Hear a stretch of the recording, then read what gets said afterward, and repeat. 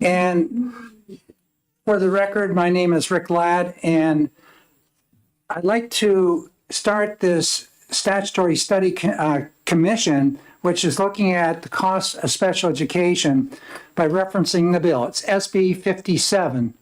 And for everybody here, I've asked that this meeting be streamed, and so that as when I chair the other commissions like public school infrastructure, that one is not at times not streamed, seeing that we are dealing with some security issues and we don't stream it. But the Commission for Social Studies or Civics Education, we streamed every meeting. So it gives the public the opportunity to listen to what we're doing. But it also gives those that are maybe on the committee, if we don't have a quorum present, you have to have a quorum present here. But we may have others that are attending from somewhere else due to business or what have you. And so will be able to do that. Before I'd like to explain why this bill and then why I'm starting out presenting it. I was the first named representative here. So the first named representative will be opening up the organizational meeting. That's what we have today, trying to get ourselves organized and a sense of direction of where we need to go. And I'd like to, at first thing, before we go any further, I'd like to have the commissioners that are here introduce themselves to the public. And so I'll start from my left with Rebecca Fredette.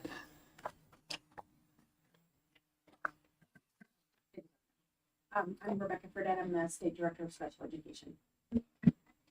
I'm Dr. Jennifer Dolliff. Is your red light on there? Is the red light supposed to be on? Yes. Oh, There you are. I'm Dr. Jennifer Dolliff. I'm the Special Ed Administrator of the Brookline Schools. Welcome. Representative Megan Murray, and I represent the towns of Amherst and Milford. I'm Representative Dick Ames. I represent Jeffrey and Dublin. Representative Margaret Dry, represent Cornish, Plainfield, Newport Unity, and Charlestown in Sullivan County. And to my right?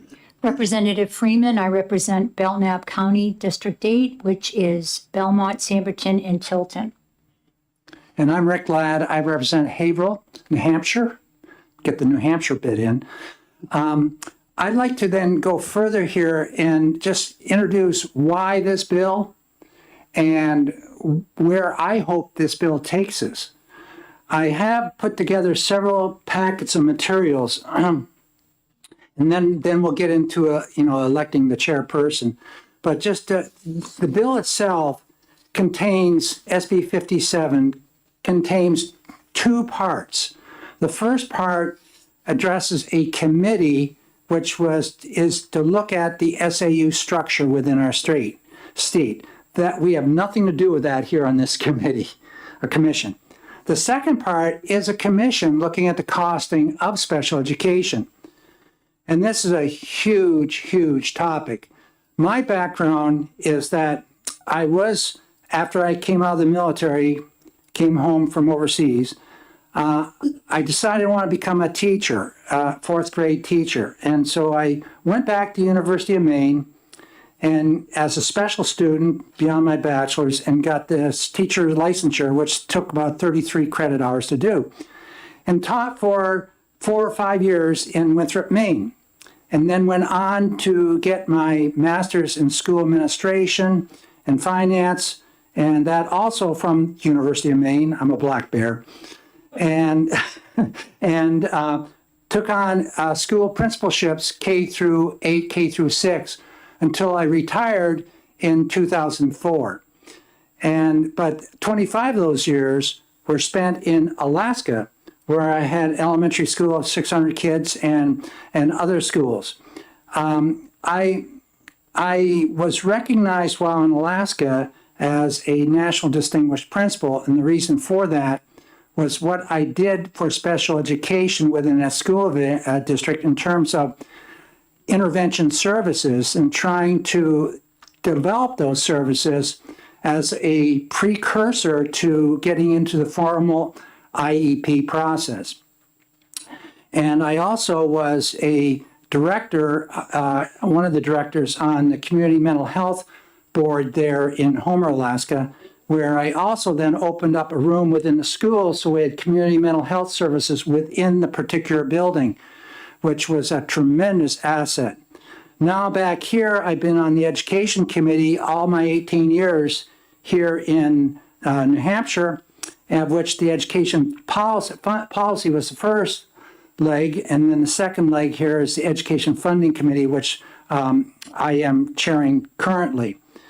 HB 57 is a pleasure to see it, although I can tell you for the last 2 months, I've been spending every week down here in Concord dealing with the costing of inadequate education and the costing of special education, and looking at working with various groups towards that end. This bill itself has, and I'm going to go through part of it right now, so the membership can be known by all those that are looking at. The members of the commission shall be 5 members of the House of Representatives, and we have 1, 2, 3, 4, 5 here today. See, the House always does its job. Okay, going down, 2 members of the Senate appointed by the President of the Senate. I don't see him present. And Senator Sullivan and Murray, I think was the Murphy were the others there. 1 special education educator appointed by the New Hampshire Association of Special Education Administrators. So that, I think, is you, Jen. Jennifer Dolliff from Brookline. How do you spell your last name? Dolloff. Thank you. I had a teacher on my staff, Shirley Dolliff, over in Rumford, Maine. I wonder if you're related Yeah. by way of family, probably. Probably, it's a region. Okay, going on farther down, advocate for special education or designee. Do we have that person on the committee yet? It doesn't say who appoints. It says the advocate of special education or designee. Is that you? No. Yeah. Oh, I jumped over it. Step 1. I did. Okay, Department of Education Director, that's Rebecca Fredette. Yeah, I believe the advocate position is currently vacant, so that may be why there isn't somebody here. Ah, okay. Maybe we'll have to do something about that I know now. there is a designee, but I don't, but that position is vacant currently. Okay, thank you. 1 public member appointed by the chair of the commission, so that can't be done until after today. 2 special education parent advocates appointed by the governor. Do we have anybody here that's been appointed by the governor? Governor Ayotte? No, okay, so we have to get those appointed. The Commissioner of Department of Education or designee. I don't see Caitlin Davis here, nor anybody that's representing the department other than Rebecca Fredette. I think they are using me for both. Nah, I think they're going to have to get 2. I'll have to right. talk Caitlin. All righty. And going on down further, the Commissioner of Department of Health and Human Services or a designee. And I don't see anybody there. We're hoping to get somebody coming in from the Medicaid side, maybe Henry Lipman. So that is the makeup of the commission. The commission shall study the following aspects of cost of its special education.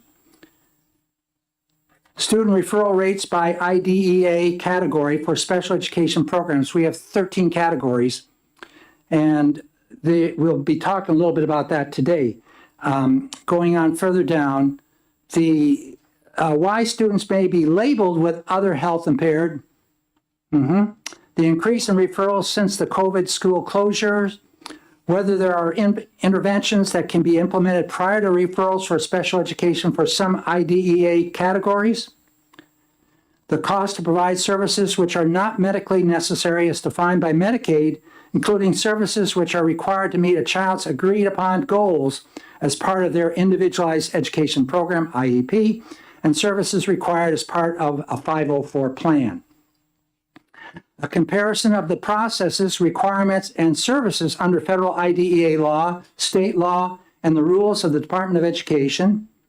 The local district reporting of special education costs to the Department of Education.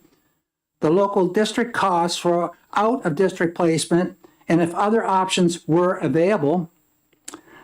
The analysis and effectiveness of local district developed dispute resolution options, the use of state funds to provide services, the Medicaid to schools to provide services, a Medicaid to schools program including who uses service reimbursement funds, whether billing is in the house or outsourced, and its relationship with student data privacy, categories of reimbursement or rates therefore, use of insurance by local districts to contract for legal services, and it keeps on going. Graduation rates for students with disabilities by type of diploma and age and attendance in adult learning programs. We have about 1 year to get all that done. 1 year. We'll get it done. I guarantee you, we'll get that done. Is this an extra copy of the bill? Yes, it is. Thank you, sir. And then, okay, now, what I want to briefly do is go through some of the information that just passed out. I'm not going to talk much about this, but this sheet right here lists all the states and how they provide special education aid. Excuse me. Yes. Would it be? I'm wondering if we should be electing the chair and co-chair before we get into substantive discussion. I don't have any problem with that. Yeah. Yeah, I would recommend that. Okay. Yeah. Okay, we have a need to elect a chairman of the commission. Are there any nominations? I move to nominate Representative Ladd. I'll second that. Any further nominations? Am I able to nominate? Yes, you are. I would, I've forgotten your name. Ames. Ames, Representative Ames. I nominate. There's gonna be two, right? Pardon me? No, No, there's no, chair. just one. No, I'm not going to go against him. Not to start with, anyway. There's a chair and a vice chair and a clerk. I'm off to a wrong start. I apologize. Okay, so not any further nominations? No. Thank you. All those in favor? Aye. Any opposed? Well, thank you very much for the honor. Congratulations. Yeah, Yes. yes, but I'll tell you, this is near and dear to my heart. Yes, sir. This one right here, if you heard me this morning when we talked about adequacy, special education costing is really a part of that, and we're going to get into it. But the other person, is there a vice chair on this? Yeah, yes. The members of the commission shall elect a chairperson and vice chairperson. Okay, so we'll go for, are there any nominations for vice chairperson? Yeah, that sounds good. I nominate Representative Ames. There you go, Dick. Um, I'll second that. okay. Remind me your last name again. Jennifer Dahl. Thank you. Megan, are you going to be our clerk? Well, we'll take Well, that up that's in a the minute. next. Okay. Yeah, go ahead.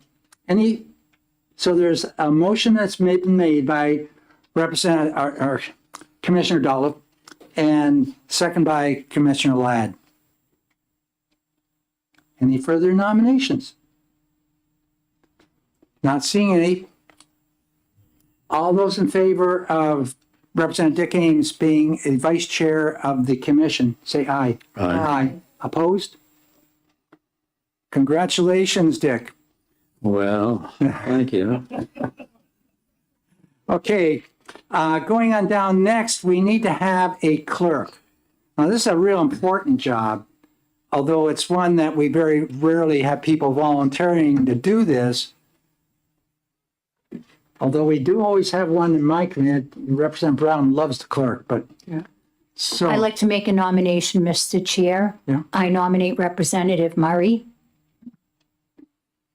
I'll second that. Okay, so are there If you're, any further nominations for clerk? Okay, Any discussion on that, Representative? You're good with it? I'll be happy to fill in if you're not. Okay, there. thank you. Thank you very much. Okay, Representative Ladd, if I may. yeah. I didn't say anything when I was nominated for chair, but I just want to say a few words, if I may. Essentially, it is that I too have experience in and I'm deeply committed to special education. During my career, I was trained as a lawyer to start with, and it wasn't long before I was involved in the state's, this Massachusetts Department of Mental Health as their chief legal counsel, and spent many years there. First, that agency was responsible for mental retardation as well as mental health, and there was significant overlap and interplay with special education and the way in which services were structured and delivered through those years, where a lot changed. And in Massachusetts, it was Chapter 766, which drove the special education system, and went from a system that had a few kids placed in through sort of a state-paid tuitioning program, and outside of the regular school environment, and that's sort of the main thing that was offered. There were a few other things, but and then the system gradually shifted over to what we know today here in New Hampshire as well as in Massachusetts, to a system that sought to provide services to kids in the least restrictive environment, get them as close as possible to regular education, and then it moves out as the kids develop, show that they have needs that can't be met in that environment. And later on, after I left the Department of Mental Health, I spent a decade or more representing dealing with disability issues in a private practice, my own little private practice, and represented many families and many students and many kids who were trying to access that system and running into roadblocks. So I helped them negotiate the roadblocks, and through that process became pretty conversant with the issues and with the incredible determination and capacity of parents and caught up in this system. So that's where I'm coming from, and I look forward to working on this commission. Thank you very much. That wisdom is going to be needed on this commission. Yeah, and background. Another attorney. We still have a motion on the Yeah, floor. Mr. Yeah, I know it. I'm just wanting to thank Representative Ames for that background and what he's going to present and use that experience to help us down the path here. So we do have a motion on the table, and the motion is for the motion of being clerk for our committee here, commission. All those in favor of Megan Murray as our clerk, say aye. Aye. Any opposed? You've got it. Any pearls of wisdom or? No, I'm honored to serve in this capacity, and as a former, honored to serve in this capacity as a former educator myself, and a parent. I'm honored to be here among you all. So thank you. Thank you very much. I want to have this commission function in a way that we can have a lot of open discussion. And there'll be times when somebody brings up a topic or a perspective and somebody else wants to discuss. Just wait for that person. I'll just quickly recognize you and we'll get that going. This is the only way, if we can use each person's background and understanding of a situation to arrive at where we need to arrive at. Now, just going back to what I was doing at the very beginning, I wanted to explain these two packets of material, one of which I'm not going to get into. One is special education aid formulas by the various states. Some real helpful reading you might want to watch or read while you're watching a football game or cooking in the kitchen or quilting or what have you. And the other packet, though, I'd like to really use that to spark some of our discussion today, because where we need to go is that, and as I mentioned this morning, we're spending annually $977 million for special education. Of that figure, $68 million is located in differentiated aid within our base adequacy formula. That money is not targeted to special education. We also have a special education aid fund, or we used to call it catastrophic aid.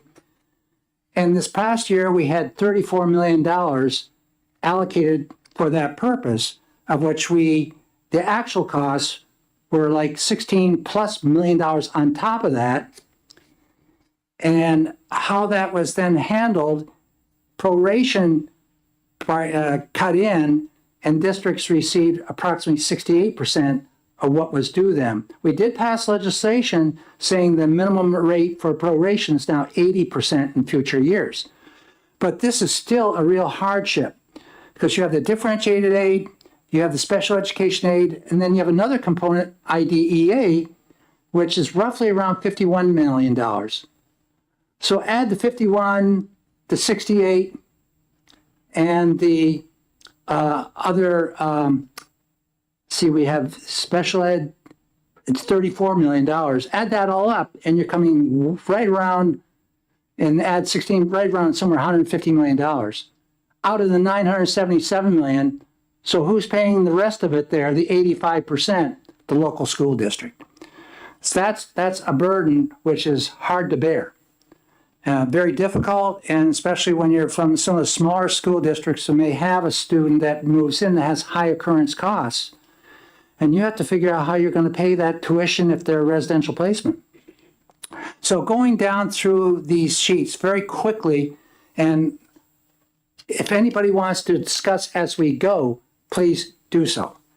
The first sheet is one that came from Rebecca's office through Brian Eaton, who was back on January 6th. We asked for how many kids are getting this special education aid right currently. These are the students that on our formula, once you get the 3.5x times, 3.5 times the average cost per pupil, above that, then the state kicks in 80% up to 10 times, and the local pays 20%. So this reflects those students that, if you look at the top graph, you can see how that works. It goes from 0 to 100K per pupil up through 500K to 600K. And if you go across to 2024, at that time, you can see the number of students which in these various categories as costs. There are the most kids that we have here are the 100K through the 200K level, 495 kids there. So these first several sheets explain that, so we can reference this later. Yes, Jen. Can I speak? Yes. Can I speak to that real Yes. quickly? So I think it was 2018 that the state changed rate setting. So I think the vast majority of those students, or many of those students, are in out-of-district placements. So in about 2018, the state changed rate setting and increased out-of-district costs approximately 5% annually. Compounded, that has raised the cost of out-of-district placements dramatically. And I brought some paperwork that I guess I'll have to submit in the future to demonstrate that, some of the placements were 65,000. They're up well above 100,000 now because annually it's compounded. Prior to 2018, there was very rarely any rate increases above 1 or 2%. So districts are now, as they plan their budgets, have to be prepared to have a 5% increase on out-of-district placement costs. I didn't know if I should hold on to that. No, or if this- that's good to hear, and we will be getting into this formula and these costs. Okay. The next sheet, if you go to page 3, is, and this is data it's older. It goes through 2023, but it tells the picture. In terms of the 13 IEP categories, and I guess the shocker to me is the first category on the top there, which says AUT, autism. In 2000, 397 students. In 2023, 3,730 students. It's certainly ballooned. And there's, of course, you could raise a lot of questions. This has been making national news as well. Going over the other one that kind of really, I ask questions on is the other health impaired, OHI. You're looking at back in 2000, 3,747 students, and now there's 6,040 students. Given back when I first got involved in the legislature here, back in 2008, we had approximately 210,000 kids, K through 12. And now, if you look at our adequacy formula, we're right, I'll just round to 155,000 kids. The number of kids which are receiving special education services, IEPs, hasn't changed a whole lot. Yet the population, the general population has decreased significantly. Mm-hmm. So that's one of the issues which we're looking at. Going on further, some of the other sheets which we, go ahead. Thank you. Yes, Yeah. yes. So these are pretty wide categories. Does it need to be affecting learning to become, because there's all kinds of autism, and there's all kinds, like, when does it reach a point that it becomes a part of this chart?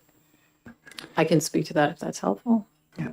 So it has to have, you can have autism and not be identified as a student with an IEP, but it has to have an impact on your education and whether you're able to benefit from the education that you're receiving. We had a student in one of the small schools up where I am, and this student could learn a foreign language just like that. Spoke Russian, knew Chinese, and could learn it himself. But in order to get from the library home, there had to be an adult helping him. And, he was the type of person where if he had a desk like this in front of him, he couldn't, it has to be, everything set up properly. And so it's for me, it's very difficult to understand everything about autism. And it's something that we as a commission must talk about, and must talk about all these categories. I can even remember when I was up in Alaska, and we would have students coming in from Massachusetts, and they had your problem, I don't have a problem. the Boston accent, I don't have a and problem. couldn't say R. I can say it. I choose not to. Okay, and there's different dialects, of course, and up where I was, we even had Yupik speakers, and so there's a lot and there's a lot of culture that gets into that mix as well. But we were looking at all these categories right here, and I hear so much about speech pathology. One of my daughters is a speech pathologist with her C's, and she works in that wonderful place called Myrtle Beach. So let's go on to the next, because we'll talk about these categories. Yes. Then Meg, yeah. Yeah. So is some of this increase in numbers because we've defined things differently than they were in 2000? There's a lot of debate about the increase, and I gave you sort of a simplistic answer. I mean, we have to look at adaptive skills. We look at a multitude of different assessments to make a determination. But there's some discussion about, toxins, plastics, that sort of thing. We live in a region that's had a higher increase than other regions in the country, but there's no definitive answer. Obviously, more recently, there's been some theories brought forth, but it's not clear. So Jen, what happened back, and then Meg, what happened with the DF? That's deaf. And now, is it under hearing impaired or? Deaf or hearing impaired? Well, see, it used to be back in 2007 as a separate category. It used to be two different categories, and they combined them into hearing impaired into just one category. Just one category. Yeah. Meg? Thank you, Mr. Chair. One of the other points that I would like to make sure that we're noticing is that autism diagnosis oftentimes don't occur in a vacuum. So there are medical components to this conversation as well. So I wonder if you are interested in looking at that concept of an increase, that we should not have somebody from the medical community maybe speaking to some degree, other than just trying to draw conclusions in that manner. Because I don't think you can leave that concept off the table either. Can I follow up? And to share what you're saying, we don't diagnose anybody with autism. What we do in the school setting is we just indicate that a child has met the criteria, and the criteria is, articulated in standards. So a doctor diagnoses outside of the district typically, and then we indicate that they've met certain criteria. We will get really down in much of this as we get going, associated with costs too. Actual costs in Brookline may be very different than actual costs in Colebrook. So let's move on here so we can get through these quickly, and then just some general discussion we have here. Special education distribution monies right here, you can see them as they've gone through by community. And you can see the right-hand side is the $34 million. And you can see where that special education aid has gone. It's more there for information. Could I add something also? Yes. I just want to point out, we mentioned that the population has gone down, but the number of students with disabilities has remained the same. These include students that are in charter schools, essentially. So when you look at the funding that's coming in and the funding that is spent, any student that's in a charter school that's identified as having an educational disability, the sending school district has to fund that special education. So while I'm not sure I think it would be beneficial to have the actual numbers of students at the table that have gone down, because I think we need to include students, that the districts are serving and paying for across the board. Yeah. We had years ago, we had a committee or a commission. You were on that. What year was that? Yeah. So I was director in Nashua and Manchester as well. And so for those cities, the costs for, that go to charter schools, those are very significant. Whereas in Brookline, I haven't had a student yet that's gone to a charter school that we've had to fund. I'm sure there are some. So I think that just keeping, this picture in mind is helpful. Yes, we'll get into that because there's transportation costs, whether the child is coming to or you're going to. There's all kinds of options available there. The next one on page 7 identifies state special education aid, differentiated aid, IDEA, Individual Disability Education Act, and how the monies are allocated and who's receiving the biggest hunk. You can see on the right-hand side that 85% is the local school district. More just information, statistical information. Mr. Chair, Yes, if I might point yes. out, this chart you just pointed us to, so that according to this data, 10% from the state, 5 from the feds. Oh, I see, I'm sorry, I'm sorry. I was viewing the 15% as a separate column. It's not, it's Yeah, a combination. a combination going Thank across you. there. That makes perfect sense now. Rebecca, did the federal government, I know the answer to this, once say they're going to provide 40%? Yes, that was the initial discussion when they first did IDA, that they would pay 40% of the excess cost for special education students. We ought to thank Washington for that. Yeah. Okay. Representative Dry? Thank you. So the question is, has it changed at all? I can only speak to the last 7 years, but we've gone up very little each year in what we receive for IDA. I don't think, and this year we actually went down and took some of our discretionary funds so that we could provide districts with the same level of funding that they'd received. So it hasn't gone up hardly at all in the last 7 years. So the promise is still 40%. Yes. But what would you say the average you get is, or most districts get? Well, I mean, can we- I think it's about 15. Okay, that's what I thought. I can double check that for you, but I think it's around 15. And how many of your staff at DOE are paid the labor costs through the IDEA? It would be easier for me to tell you how many are paid with state funds. Well, I understand that. I know where I'm going on it, but so we all know. I have one full-time staff member that is paid with state funds. 20% of my funding is state funds, and then 40% of one other staff member, and the other, and the remainder of the 25 staff members are paid with federal funds. What was that number of federal funded staff? Sorry. We have, so it would be like 23.4. Yeah. Yep. That's pretty true to other programs within the department as well. Most of your funding over there is coming from other sources dealing with ESSA or other acts of the federal government. The last part was when I just wanted to throw one other version of how the funding of special education aid works in one other state. And this is the state of Arkansas. That's on page 10. Special education high cost occurrences, and those are the students we're talking about here.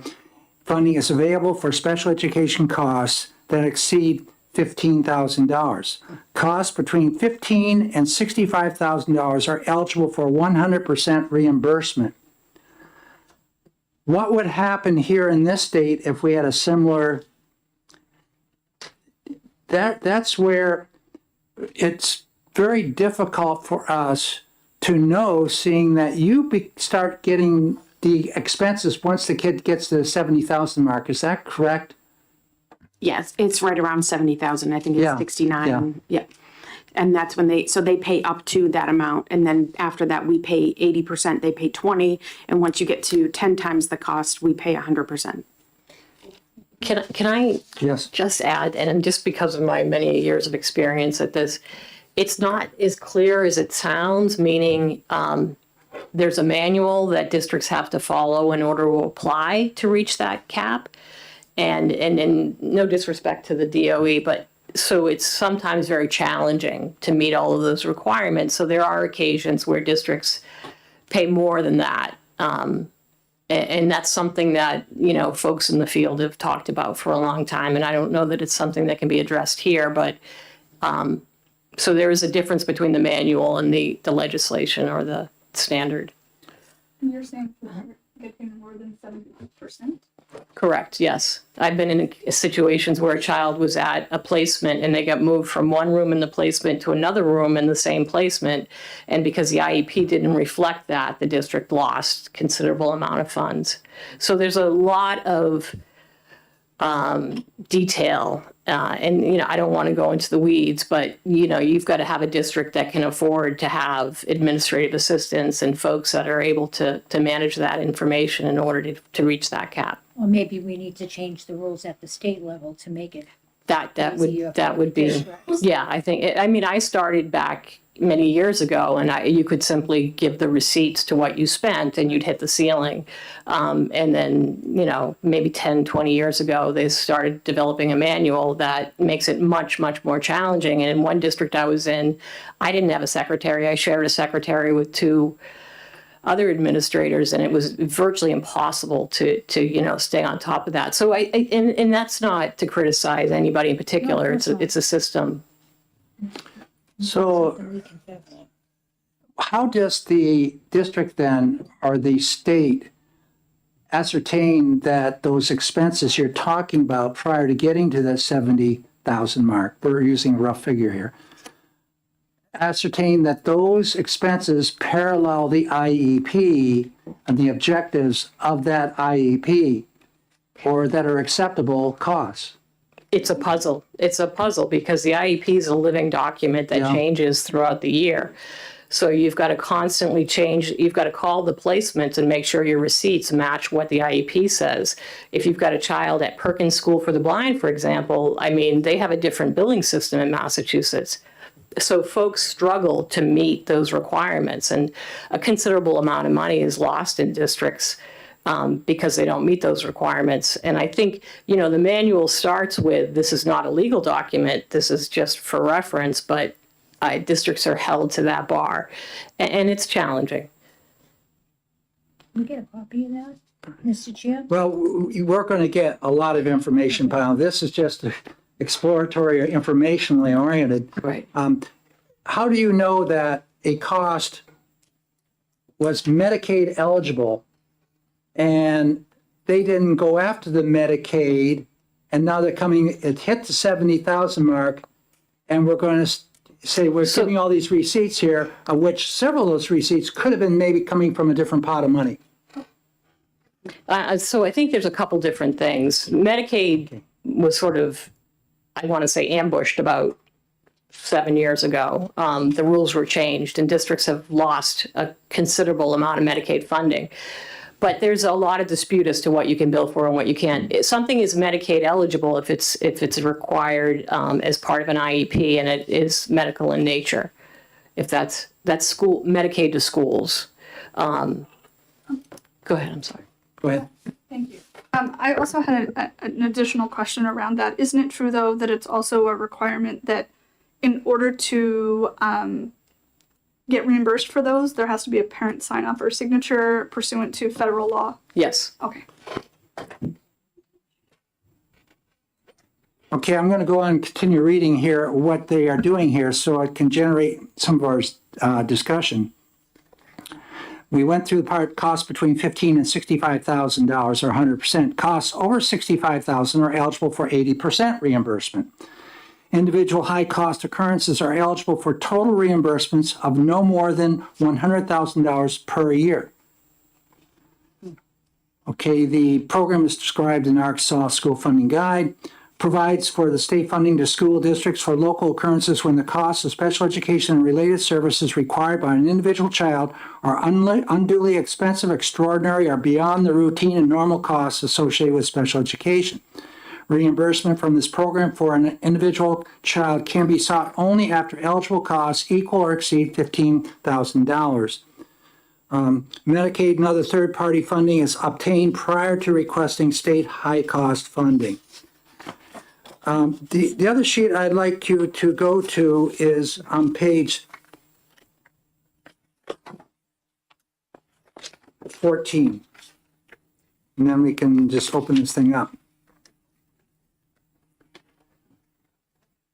On the last line there, where it's in their rule 24.07.1, no individual high-cost occurrence shall be eligible for reimbursement of more than $100,000 from this fund per year. So it means there's a threshold which the state's saying we're stopping. That when we talked to the director of special education down there, they said they weren't sending any residential placements outside their state. They're all internal within the state. And they also fund special education teachers in their base cost.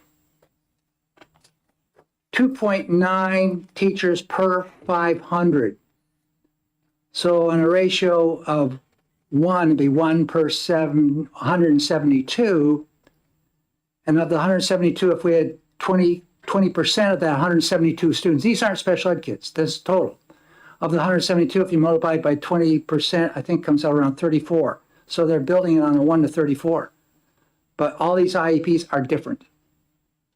So this is all some food for thought. And I'd like to open it up for discussion right now and identifying where we'd like to go. We have a dictate in SB 57 or where we need to march. We need, one thing I believe we need to have information from Henry Lippman at HHS in terms, I understand, correct me if I'm wrong, Rebecca, that there's a grant which they received, 2 million to help districts apply who may not know how to apply for this Medicaid monies? I know that they received a grant. I'm not sure of the parameters of the grant. Okay. So that we need to find out about. We did hear from him earlier, I think it was, I can't remember which subcommittee which we had in one of our special ed bills, where he was saying that they're paying out about $8.8 million approximately in Medicaid monies to the state as total, to various districts. We're leaving half that, probably around $5 million still on the table we're not applying for. Jen? I think, I mean, there's been a lot of changes made to Medicaid, and there's a lot of complexities to that. It's not that, I don't believe it's not that districts are not applying for it. There became so many restrictions that it became more costly to apply for it in some cases than it is to actually get it.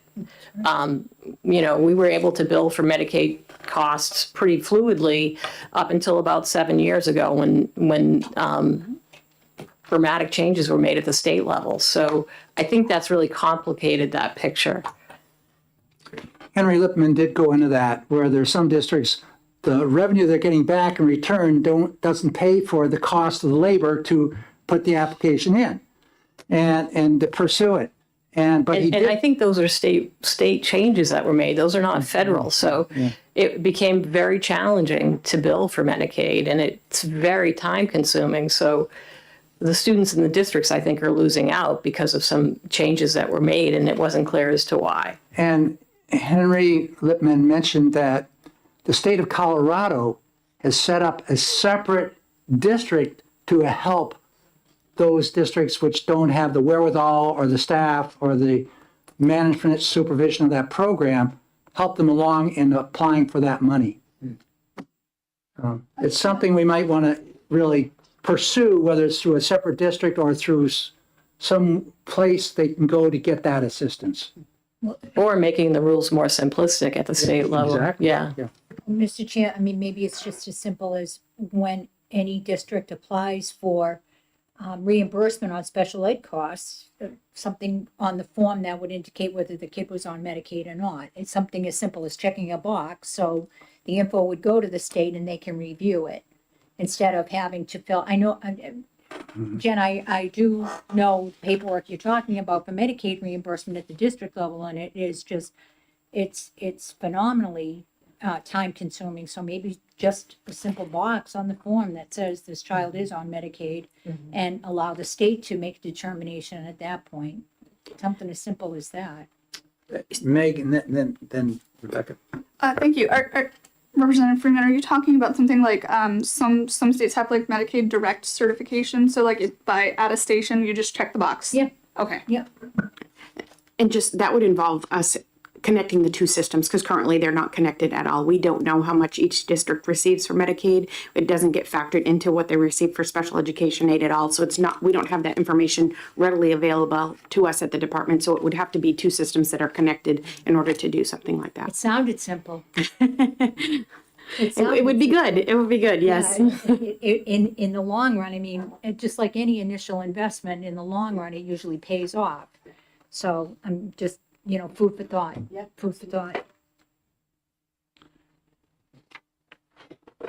Rebecca, is our technology updated to the point where it's going to be able to assist us in this whole process? Are all districts working through Nessus, or what's going on here? So all districts are required to enter their data into Nessus. Most of them currently use it as their IEP system as well. And then if they want to be reimbursed for special education aid, it all goes through Nessus. So they submit all of their documentation for services, their invoices. It calculates whether they have met the cap. And it shows us all the services that they're putting in for reimbursement. All districts use that? All districts are required to use it for their data, yes. And if they want special education aid. I don't understand why the two systems don't correlate. Is that system linked at all with HHS? or? No, currently it's a standalone system, and it doesn't, it connects to, I4C or Index Overnight, which is our state, state education system. And that's the only system that it currently connects to. It's run by PCG, a corporation that runs from Massachusetts as well as New Hampshire and has grown. Could we have some information on how this system works? If I'm the special ed director in District A, take it from there, inputting that, or even take it from the speech pathologist, you know, to what, is that a cost which, is it equated to I know you have actual costs, which might be more expensive in one district than another due to, one might be a contracted service and there might be a lot of transportation involved. Another may have persons on board. And so are there certain standards which are criteria that say this is worth X number of dollars per hour or something such as that? If it's staff, then we would, it depends on the service. So if you had a one-on-one service, it would be the cost of that staff member for the hour. If it were a group service, it's a minimum of 3 students. It could be more students, and then it's divided by that. But then everything else is based off the costs that the district submit to us. So there's no set rate. There's no parameters around what the costs might be. And we ensure that it's in the IEP, but we don't have we don't say it can only be this much. It has to say if there's a speech pathologist providing speech services, then yes, they provided what it says in the IEP. I would think some longitudinal data would be really beneficial, sort of looking at what the state was receiving 10 years ago and what it's receiving, you know, each year since then, and you know, what happened to diminish the amount of funding that we're getting. Are you asking for longitudinal, sorry, Go ahead. longitudinal data from the DHHS? Oh, sorry. Are you asking for longitudinal data from the Department of Health and Human Services, or where are you asking for that data from? So it's very challenging to get that data, but to know wherever we get it from, and I'm trying to remember where we get it, but every state gets a certain amount of Medicaid to schools funding. And so we could get that data over a 10-year period and see how it's changed from year to year. And I think that would help us to sort of look back and see what was effective previously and what changes took place that really decreased the amount the state of New Hampshire has brought in. Can we get that broken down to the district level rather than just the state? I would think so. I'm not. I know they submit it to DHHS at the district level, so they should be able to disaggregate it into the district level. It's not submitted by us. It's not submitted each district individually submits for their Medicaid funding. So they should be able to do if that. I'm District A and I have this pupil that is now placed in Spalding, and how do I ensure that the bill I'm getting from Spalding parallels the IEP objectives or should maybe, how can I discern this maybe is a Medicaid issue versus that another issue that's academic, which is part of the IEP? So Spalding would have a tuition rate that is set by the department, and then any additional charges would be if they have speech services or OT services, we also set the rates for that. But determining if it's Medicaid would be looking at the Medicaid guidelines and determining, yes, I can apply this to Medicaid, and no, I cannot apply this. It's not something we look at to say, yes, you can go and apply for Medicaid or not. It's something the district has to determine on their own whether it's eligible for Medicaid funding. Like to see what's so. If the student is at Spalding and receiving speech pathology or speech services, Yeah. are those provided by Winnisquam or are they provided by Spalding? No, they're provided by Spalding. It actually, I'm sorry, Becky, it depends. Meaning, It does depend, yes. oftentimes Spalding and placements will say we can't find a speech pathologist, in which case the district has to contract somebody near that location to provide those services. And that's for all related services. And that's all of our private providers. It's not just Spalding. It's very interesting that you brought this up because I actually got a phone call from a school board member in Winnisquam who had the same questions about the 11 students that were just placed from Spalding into Winnisquam who have IEPs. So there seems to be a lot of gray area on how the funding is broken down, and I'm glad you brought that up. So for that situation, that is not the private provider that we have approved. It is a different entity that is part of their for-profit organization. So Right. we don't set the rate for that facility. And it's, as I understand it, it's more of a foster program than it is a private provider situation. So it's slightly different than what we're discussing here. If you're placed at Spalding as a private provider, they go to school at Spalding, it's a completely different one. The one that, I actually live in the area, so the one that you're speaking of is a different program where, yes, they are sending the kids to Winnisquam, but that's not something we set the rates for or we do anything. Right, and I guess at some point, and I'll take you offline about that, they've asked for, that school board member has asked for some clarification on the billing and who's responsible for the Well, cost. So we can take yeah, that yeah, offline. Thank you. I and appreciate we're familiar with that, where the students are from Massachusetts, right? They could be from Yeah, anywhere. yeah, Yep. yeah, So. and so there's a lot to that story. Yes. Thank you. Okay, so obviously there's a category, area we want to get down into, and some of that longitudinal data that Jen was speaking to. For the commission right now, this is an organizational meeting, so put it all out there right now. Do you have some need for some information from, for example, here's a small district up where I am, and they don't have a speech therapist. And so kids in the grade school are getting speech therapy online from a speech therapist in California. How's that work? You know, don't see the whites of their eyes or the mouth movement or the tongue thrust or anything. And what are the costs? Are we paying out what California charges, or how's that work? Or is that some kind of an agreement that's set between the local district and the provider? So it would be whatever the provider is charging, as long as that person that's providing the telehealth visits for speech or OT or any of that, and they are certified in the state of New Hampshire, then they can provide those services. And it's whatever that entity charges. As I said, we don't set rates, so it's whatever they charge.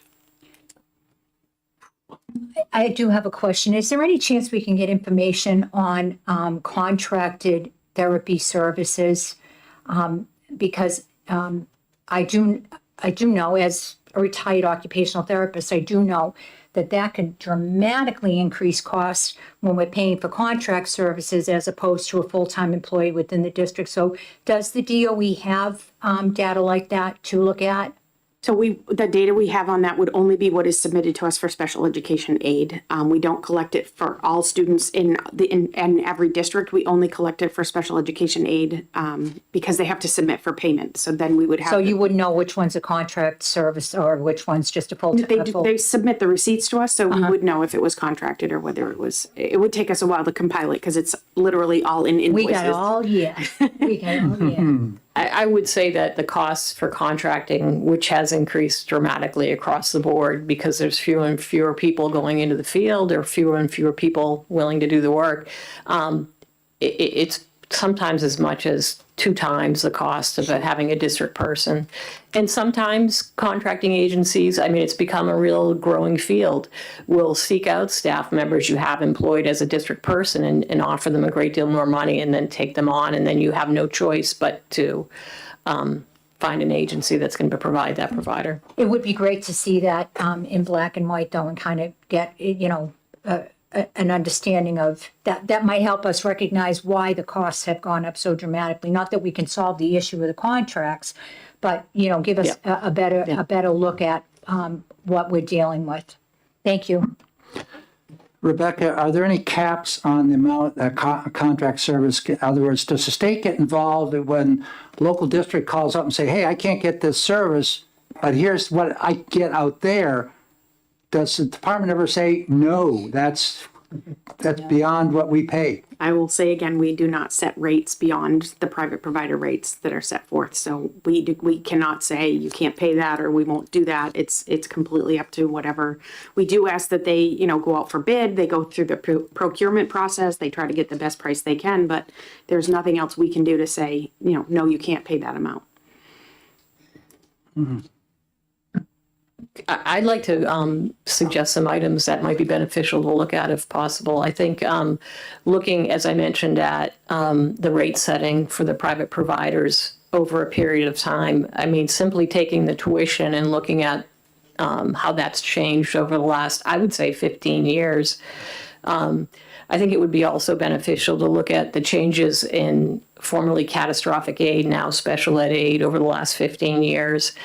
Another category would be court-ordered placements. We used to call them 504 costs. So when the state places a child or a court places a child, the districts get a certain amount of reimbursement, and that has changed over the last 15 years.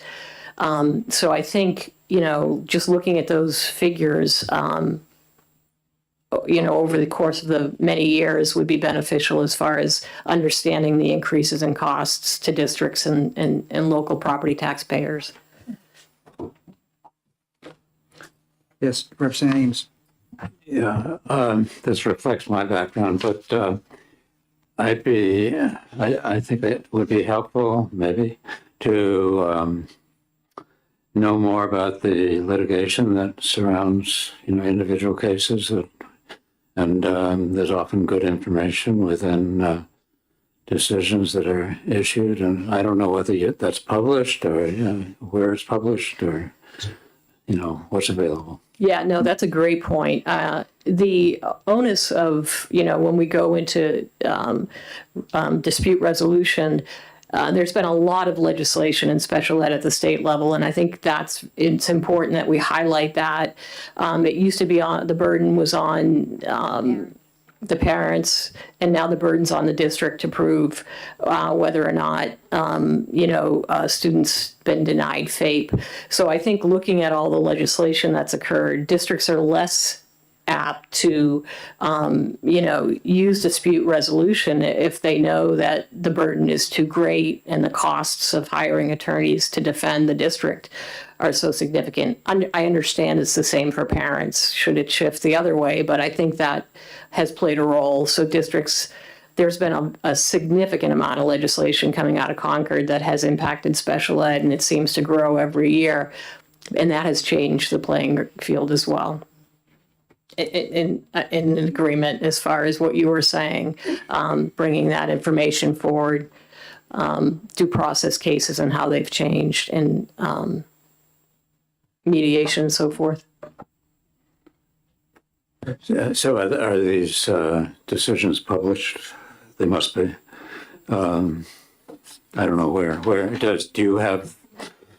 Yep. So all of our due process hearings would be published online on our Yeah. website, and then we also publish all of our complaints online as well. There's a page there somewhere. Yep, I can get the link to you. If I'm a school district and I have a contracted service with some outfit out of state, does that contract serve as an invoice, or do you have specific invoices that are resultant from the time the child's at the receiving provider? It has to be a specific invoice, and it has to show that they actually provided the services. We're billing you for transportation, and the child was their attendance was, yes, they were here every day, or no, they weren't here that day, so then we wouldn't pay for the day that they were absent. But it has to correlate with them actually providing the services. It's not just a contract. The district still has to pay. The state the doesn't district have still to has to pay. pay. So the district still has to pay because these kids are in placements receiving these services and these staff are hired. So the state can deny via that manual I referenced, reimbursing the districts, but the districts pay regardless. So if a child doesn't ride the school bus, we're still paying for the school bus, right? Mm-hmm. Right. That's the way. I'd like that manual. I'd like to see that manual. I guess I'm still concerned about the contract. So how do you ensure that the receiving organization outside our state is not billing us for something they should have billed somewhere else? That's entirely on the districts. That's the district's responsibility. So we hire the contractors typically through giant agencies that use different names. But so we have to hire and ensure that those services are being provided and, pay accordingly. And then we can seek, reimbursement on some of those costs. Are these contractors approved by the Department of Education or just up to the local district? It's up to the local district. Really?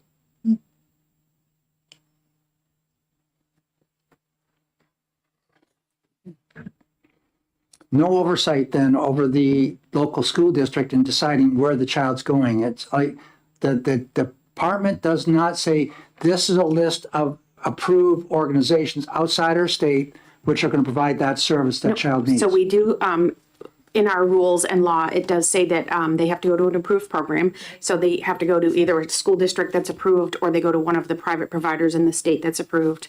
And then if they go out of state, they must be in a program that is approved by that state to provide special education. So they can't just go to any program. It has to be a program that if they go to Massachusetts, Massachusetts has to approve that program to provide special education. Unless a hearing officer is involved, and then anything goes, meaning you can place the child anywhere. Can you explain the hearing officer to me, please? So if we go through due process, if there's a need for dispute resolution and the parents and the district are in disagreement, the Department of Ed appoints a hearing officer, and that's when things, become more contentious. There are attorneys involved, and the hearing officer makes a determination on where the child goes. And that can be anywhere. I mean, I've had students placed in Utah in some unseemly places, but it's out of our hands once it gets to that stage. Not that anybody is intentionally making poor decisions. How often does that happen, Jen? I think I would defer to Becky on that. They're few and far between. Many of them are agreements that the districts have come to, and they go to the hearing officer to ask for the hearing officer to agree. So it's we have very few due process hearings. Sorry, and so in that you have very few that are hearing officer decisions. Maybe Well, that's good. That's actually good to hear because Lord knows if we can avoid a due process and get issues resolved more at a local level, then that saves everybody time, money, and the student gets what they need. So thank you. I would say that I think that would be interesting data to look at the number of due process cases and how they've changed since the burden has changed. Right. Hope you're getting all this, Megan. Yeah. I'm writing stuff down too, Representative Murray, so.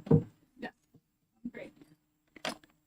Okay, there's a lot of questions I'm sure we're going to have, but at our next meeting here,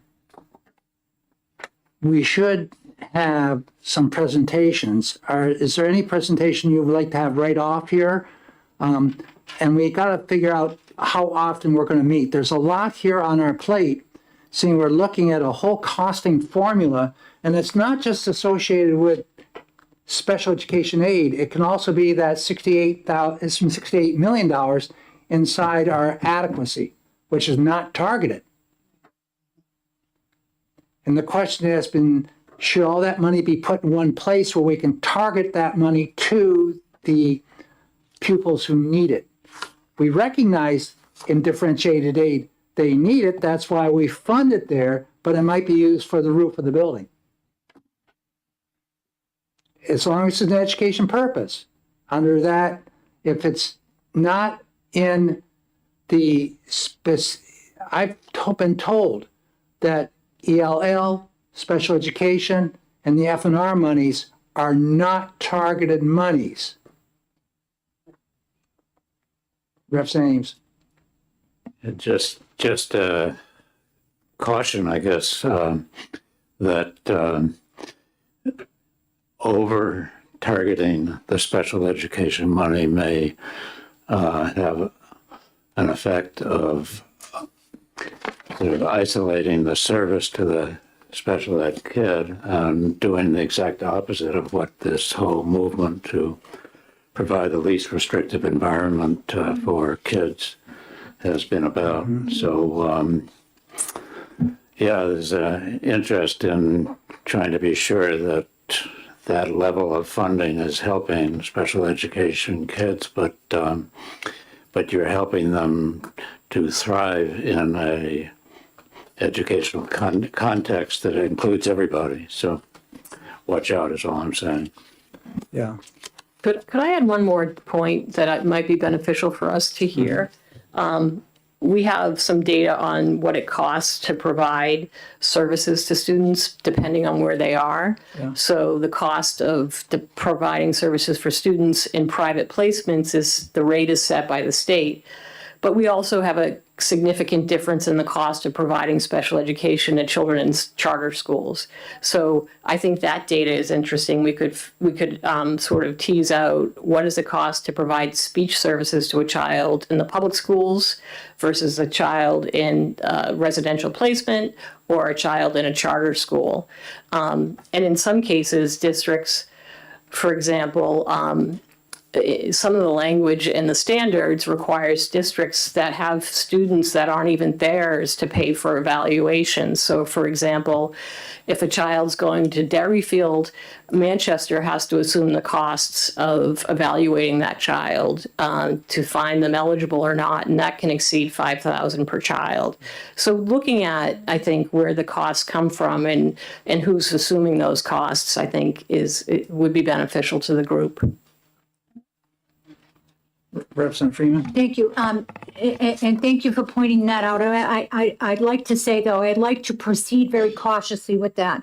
If a child goes to a private school and they need to have an assessment done, yes, the district will pick up the cost, but that private school doesn't receive directly any public money. So I think I understand exactly what you're saying. I think maybe the missing link might be either Medicaid or private insurance. So No, I agree with you. I'm in 100% agreement. So if a child, it's got nothing to do with the private schools. Derryfield's a right, wonderful no, school. and I totally understand Yeah, what you're saying. but if a child from Bedford is going to school in Derryfield, the responsibility to pay for that Agreed, expensive yes, evaluation yes, falls yes. on Manchester. Absolutely. And might I add, maybe we can get how many number of students are in private schools, in charter schools, in be traditional great. public schools that are receiving services. That'd be great. So, yeah, I mean, good. We can do a deep dive on that stuff as well. I think that's really important. If I can just clarify that the reason that the district of where the school is located is a federal language. It's not state language. Right. So while we can look into it and we can discuss it, it is federal language as to who pays for those evaluations. It does paint a picture, though, I think, for those Yeah. larger districts with the onerous costs. I mean, when you're paying for kids' services in multiple buildings, and you're, I totally agree. If that student is going to Derryfield in Manchester and they reside in Bedford, Bedford should be picking up the cost or during doing the assessment. So I totally agree with that. I do think we're the only, and to tie on to that, just because we're discussing this, we're the only state in the country that I know of where the school districts pays for and furnishes special ed services in a charter school. Right. So that's it falls, on those big cities, like, Right. Yeah, no. it's really, really challenging. Yes, indeed. Indeed. And yet we have well over 100 private schools in the state. When you go from the size of a Holderness or St. Paul's down to the very small private school, maybe has 15 kids in it. Yeah, there's a lot of different schools out there, different settings. So the question that a number on this subcommittee, which we've had in special education, are saying if we backed off our formula from 3.5 times X, 3.5X, that's 3.5 times the average cost of a student, to 2.5 times. What type of dollars are we obligating the district to? How do we capture those costs, Rebecca? You know my answer to this question. I would not be able to capture those costs because all I have are special education aid costs. Yeah. If I had costs for all students in the state, then which is an enormous task, I could tell you how much it would cost you, but beyond that, it would be speculation as to how much it would cost if we moved it to 2.5 times. So if we had a carrot, the carrot being that you had $30,000 a child or $20,000, the state's going to kick in 5% or 10%, and just, or whatever the percentage might be. So the district's, wow, I can get that money, so I'm going to share my costs, my expenses with you. it may be fair if the rate setting is going to increase 5% annually, that the revenues or whatever that gets directed toward the catastrophic special ed aid increases 5% annually as well. But there's no way of plugging in this information as when you have an expense on a child that's going to be $10,000 child, you don't see the expenses associated with that special education IEP anywhere. There's no programming where you can enter that in so the state could see it. For students who don't apply for special education aid? Yeah. No. I mean, they could enter it, but it's just, I mean, it would just sit there. I mean, we could look at it and it's there, but I don't, the enormous task it is to just submit the special education aid paperwork, I would find it difficult to see that districts would want to submit for every single student in their district because they don't track. I mean, we've talked about this with district administrators have come in. They don't track their expenses by their students. They track it by, I paid this much for a speech pathologist. I paid this much for this. So it's figuring out their expenses differently. And it would, I mean, it's already difficult for them to submit for what they're submitting for. I think it would be difficult for them to submit for all of them. Yeah. But I'm not. I can see that. Okay. Further, yes, Representative. Thanks. I do have some thoughts because given what we've been charged in the commission, there is a lot in here. And so I guess You've been my writing question- furiously over there, I have. Representative Murray.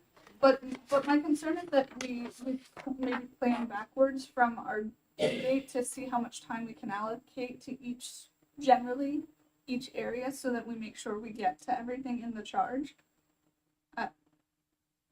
Sorry. Yeah. To make sure that we get to everything in the charge, because it looks like our first initial report is due November 1 and then July 1st of 2026. So that's quite a bit. So how is that even possible? Well, I'm not going to worry too much about November 1. Yeah. Yeah, there's nobody overseeing us. November 1's just around the corner here. And we're just starting, we're at our organizational meeting right now and hadn't had time for presentations. Right. So, but the following work, most of your commissions, you don't have a report, just one annual report. As we get to the next November 1. That's gonna be. But then there's an effective date on this bill, and there's a date to which have things done. July 1st, 2026. Yeah, July 1, 26. Right. Yeah. That's what. So That's a I year. just, right. No, I understand. So I just wanted to make sure we were reverse sort of Yeah, yeah. planning. Hopefully we can walk and chew gum at the same time here and maybe have several things accomplished with one presentation, or because there's overlap between a lot of these. Some of them are separate questions. So I think what we have to do is prioritize what do we want to, I would like to have HHS here and talk to regarding Medicaid and what kind of programs are there to help our school districts applying for that. And are we really leaving the $5 million on the table? That's what was, approximated to us. There's a gentleman that also works with school districts on understanding Medicaid that I think would be very beneficial. Maybe the two of them could present. And I'm drawing a blank on his name, Steve Corder, who used to, I'm just proposing. Yeah. I have a question. Yes, Margaret. If we have 23 positions, more or less, paid for by the federal government, who speaks on behalf of the Department of Ed at the federal level here in New Hampshire? Yeah. Okay. So we should have her on this committee. That's probably a good idea. Well, she is on the commission. Really? What a That's good why she's here. Yeah. Chairman, Yes. I definitely think given how much Rebecca has to deal with, we at least need a second person from DOE here on a regular basis. I agree. Yeah, I agree. Within your department, Rebecca, I've had a number of meetings with you on it where we've always had to deal with the finance people that are outside your department, either Brian or Mark. Is there a need for you to have financial folks on your side of the wall so that you will have some ability to dig down in the spreadsheets on all this stuff? So we do have an Office of Finance, and it's led by our administrator, Zach Jacks. And Yes, he's new, right? Yes, he's new. It's about 8 months. And so he has been diving into special education aid and working on that. So we will have, like, as he works through this and learns all about the different systems, we will have more information about that. But as I said, he is new. We go through the Office of Finance through DEAR because, Division of Educational Analytics and Resources, because they have all of the numbers. They have our numbers, they have numbers for adequacy, they have numbers for free and reduced lunch. So we go with them because they have all of the numbers and they can provide the bigger picture that we are looking for. We would have the details of what is submitted for special education aid, some of the costs and things like that. And they will sometimes help us to formulate that so that it's easier to present. So we do have people, but they're all busy doing special education aid Mr. right Chair, I now. just want to point out that what we're supposed to have as the commission, we have 1, 2, 3, 4, 5. We have 5 positions that have not been filled at this point. So I think as a committee, we need to fill these. Oh, yeah, we're spots. going Yeah, to, we're we going to. need fill But what these. we wanted to do is we can hang loose. I've hung loose before for the governor to appoint, not this governor, but prior governors. And 6 months later, you get the person appointed. If we had hung loose, we've lost half the time to work. We can't afford that right now. We need to get on this immediately. So we'll try and get all the other people here. 2 of them were notified. The Senate was notified. And if we can get the other person from your area, from the commissioner's office, I believe it would be Melissa White. okay, curriculum. She's the division. She's the division director. She's my boss. Yeah. So she oversees special education in the division. Okay. Could I add a few items? I mentioned the burden of proof was legislated, and that's been costly. Automatic discovery at IDEA due process hearings is a process that I think it would be beneficial to have somebody here that could explain that and how that has, increased costs. The state has changed the eligibility. Sorry, and just to make sure that we're clear, that was a recent change in law, correct? We won't have any data on that. Okay. No, but I think it's important the group understand that and why it's increasing costs. Changing the eligibility age in New Hampshire to 22 has been a considerable cost. And then the EFA rules, education, I'm sorry, what does EFA stand for? Freedom of accounts. Freedom accounts, thank you. That some of the differentiated aid goes in that direction as well, and just knowing how much perhaps. In addition to that, special ed rules in New Hampshire exceed the federal rules. Yeah. And I think that would be an important point to make as well. So while they may seem minor, they're implementing all of the rules that exceed the federal rules can be challenging at times. And in many cases, I think it's in the best interest of the children, but I think that's important that we look at that as well. We did pass legislation this last session dealing with that as far as when rules are being made to exceed the special education federal law, that the department or provide us, they've always said indeterminable to gauge what the costs are going to be. Right. However, this, if there's going to be a cost, we were looking for that cost because we want to know what we're hammering the local with. Right. So that's important for us to find that out and see how that's going to work. There is data that's available. There's been some analyses done. There was a committee that was formed by the legislature that looked at special education a couple of years ago. And then there's other organizations that have looked at funding. So there is data, and I can share it with the group at some point, that would indicate what the average cost of educating a child with a disability in New Hampshire is, that sort of thing, if you're interested. I'm just curious, Jen, does it break it down by diagnosis? No, we don't have that data, and that would be ideal, but we don't have that. Okay, thank you. Is there any data out there? I know the speech people have it out there, ASHA has it, but on the caseloads recommended per provider? So we could try to locate that. ASHA has it. There's nothing in New Hampshire that's sort of codified, I guess, but caseloads vary significantly district to district depending on resources. And when you're talking a caseload, if you have a speech therapist working with, let's say, some first graders and on language development, and you bring 5 kiddos into the room at one time, is your speech therapist billing 5 different ways or just for the one So- contact? I can only speak to what occurs in the public schools because we can really monitor what's going on in the public schools. So when we contract with a speech pathologist, they pay a group rate, right? So they can't bill for all. And the same is true of other related service personnel. So is it spelled out in that contract, what is a group? Is it 3? Not Is it 4? necessarily, no. But if they're in the public schools, the agency will only bill us, the same rate for that provider. It's more challenging when we're trying to monitor contracted providers who are in schools outside of the public school.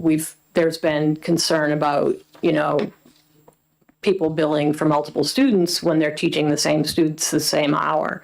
So, that's something to consider. It's harder to manage, certainly, if they're not staff working in your building.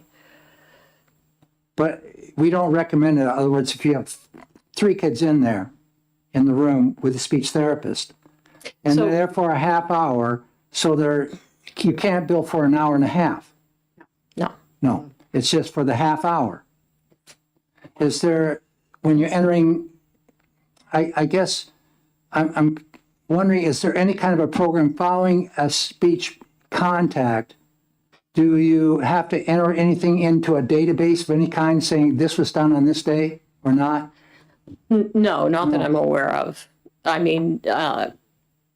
may bill for Medicaid, and so we may have some data, but no, there's Okay. not that I'm aware of. If we were to ask for documentation that services were provided, we would ask for service logs to document when the services were provided. We don't always ask for that, but if there's a question as to how many kids were in the service, how many kids, was it actually a group or was it individual, we would ask for service logs. Now, what is a service log? A service log would just track, I provided speech pathology at 8 o'clock to Johnny and Susie and Sally and that for 30 minutes. And I provided, this to these students for this amount of time, and it just tracks what you've provided each day. And it would be for speech or OT or PT or when a classroom special education teacher provides specially designed instruction. Now, is that a database or is that just pencil on a piece It of paper? depends on the district and the teachers. Yeah. So there's nothing uniform. No. That's where I was trying to go. Yeah. Okay. Usually with the contract service, just knowing it because I've been contract before, that you have to submit that paperwork to the agency you work for, you won't get paid. So, that if it doesn't go beyond the company, then that's where it stays. You have to, or you won't get paid and the insurance won't get paid, so. Are there any other questions from the commission?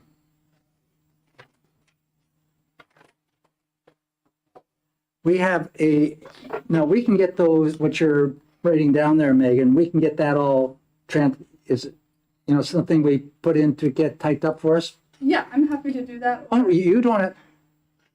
However that- Jen, Jen, is anybody available to a commission to take our rough notes and like Karen Davis or somebody like that?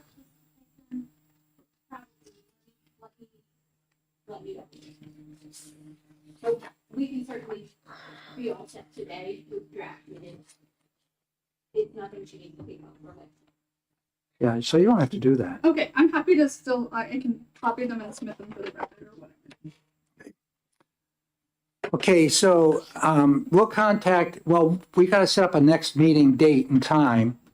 And then I'll try and get somebody from HHS in here, start with the Medicaid side of things, and then we'll go further.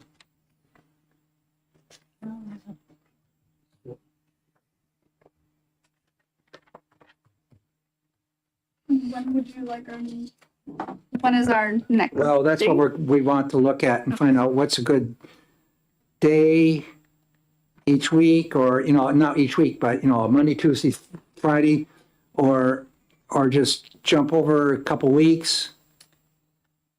The committee part of this bill was on Thursday, but it's jumped around for the next couple of weeks. Which part of the bill? The committee part. Oh, for the SAUs.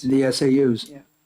That's where my confusion came in. You're on I have both, to admit, okay. That was very confusing. Yeah, And it doesn't take a lot to confuse me. but that's in the morning, right? That's at 9:30 in the morning, so. What day are you looking at? Which one? The next one for that's the 6th. Yeah. Oh, no, the 2nd. That's the 2nd this week, and then the 6th next week. Oh,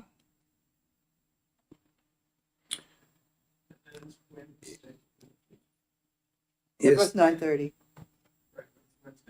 Yeah, Wednesday. is there, So like the 1 o'clock works because on which day? we've done, and almost any time that committee meets, it's 9:30 in the morning, so, oh yes, they're always a morning meeting, I guess. yeah. So, Well, yes and no.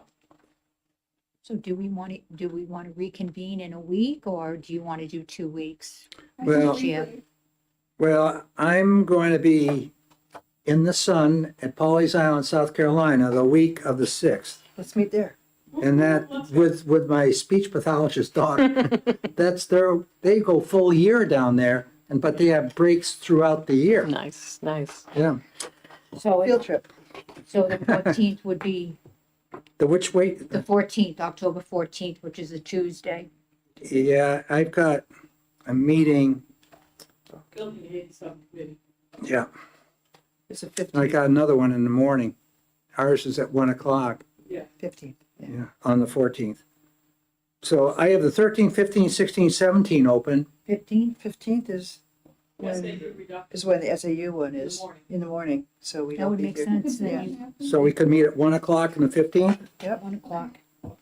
Okay. Is that good for everybody here? Say it again. 1 o'clock on the 15th?